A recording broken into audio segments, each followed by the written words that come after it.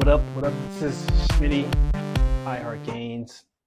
I'm gonna do a quick talk, hopefully quick video on using metrics to unleash your performance potential. So using metrics, basically how to run faster, how to swim faster, how to ride hills better, I use metrics. So there's one particular video I want to do on running a 6-minute mile.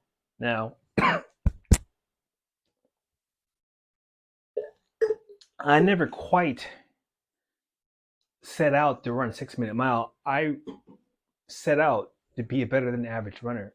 And so when I first started running a mile, right, I mapped out a course in my neighborhood, and coincidentally, it had 6 different parts to it. So it had a first part, second part, third part, fourth part, fifth part, and sixth part, right? And in the neighborhood I was in, the blocks typically they were 1/3 of a mile, right? And so right off the bat, I was running. My first time I ran that mile. That first part was about a minute, maybe a minute, maybe a little bit over a minute. And I got it down to being about 50 seconds running 1/3 of a mile. So here are some of the metrics that I use before I was able to run a 6-minute mile. So I was measuring how fast I ran that first 1/6 of a mile. Then when I got good and consistent at doing that, like I pretty much plateaued at 55 seconds. And then I noticed that at my halfway point, I was at 3 minutes and 30 seconds. And then I finally got that halfway point down to about 3 minutes exactly. And then I noticed that my first 1/6 of a mile came from about 55 seconds down to 50 seconds, right? And so eventually I was able to run a 6-minute mile. And so one of the things that I would do on a daily basis, or at least on Monday, Tuesday, Wednesday, was I would run on a treadmill while I was doing my resistance training workouts. And so I'll post a snapshot of my resistance training workout and how I would do speed training. So I would jump on a treadmill and run 400 meters at a 6-minute mile pace and do that 4 times on Monday, Tuesday, and Wednesday, right? And then also, like on a Monday, I would definitely run my 1-mile run, and it's timed. And I would do like a 2-mile run commonly, and I would commonly do a 5-mile run, and I would do a 4-mile run commonly. But I would do those runs commonly to know what my times are and to know at what point of my endurance am I improving from week to week.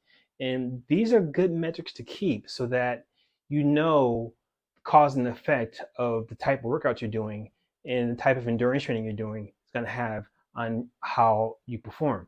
And so one of the things that I've done recently, like I haven't been doing much running at all since I had this injury, but I've been hitting the bike in the gym and I've been swimming a lot. And so I had a vacation planned beginning of August, and beginning of the summer I started swimming. And so my goal was to be able to do a 50-meter swim to the point where I'm doing it fast, right? So I want to be able to do it fast to where I'm not winded. So another metric I use is the heart rate monitor, right? So I use the heart rate monitor on the speed training when I'm running, right? Typically, I don't start running until my heart rate gets down to about 108. And when I stop running, I walk until my heart rate gets down to 108, right? That's one thing I do. That's either zone 1 or zone 2. I'm not sure exactly which one. I don't use the zones. I just come down to where I can have a conversation without being out of breath. But then I applied that same method to swimming, right? And so I would swim 25 meters, 50 meters, 100 meters in various combinations and concentrate on my stroke efficiency and concentrate on my stroke count. And also, I wouldn't do the repetition until my heart rate comes down to 108, right? So the first time I swim in a long time, I got in the pool and did a 50-meter swim and my heart rate was at 150, right?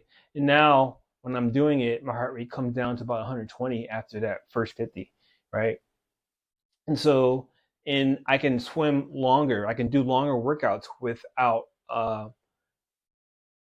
being really slow in the pool, and I can do long workouts without having my heart rate go really, really high.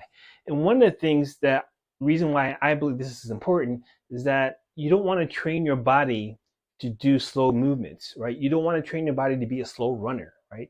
You don't want to train your body to be a slow swimmer. Like I see people at the swimming pool, no offense to them, but people are swimming really slow and sluggishly, right? And I know that's good for fitness, it's good for endurance, but for me, I want to have speed. I want to do it efficiently. I want to look good when I'm in the pool, and I want to feel good when I get out the pool. I don't want to feel like it was very difficult. And I want to be able to move through the water efficiently, just like I would like to be able to run efficiently or ride my bike efficiently. So the same method I use on a bike as well. So I would do these short 10-minute workouts to build up my speed. And by the time I had gotten back from a vacation, I was able to ride much faster at 18, 20-mile-hour range, whereas before, a couple months before, I couldn't even do that. So that's just a quick video on my perspective on training. And like one of the things, key takeaways I would say in this video is that you don't want to train your body to do things slowly. Like long, slow runs and long, slow swims are probably good and they have their place. But ideally, you want to get more reps and more time at the upper end of the performance spectrum so that your workouts are efficient, right? The long, slow runs, the long, slow rides, the long, slow swims have their place in creating endurance. But as far as speed and efficiency goes, they are very bad for efficiency and for speed. So that's it for this video.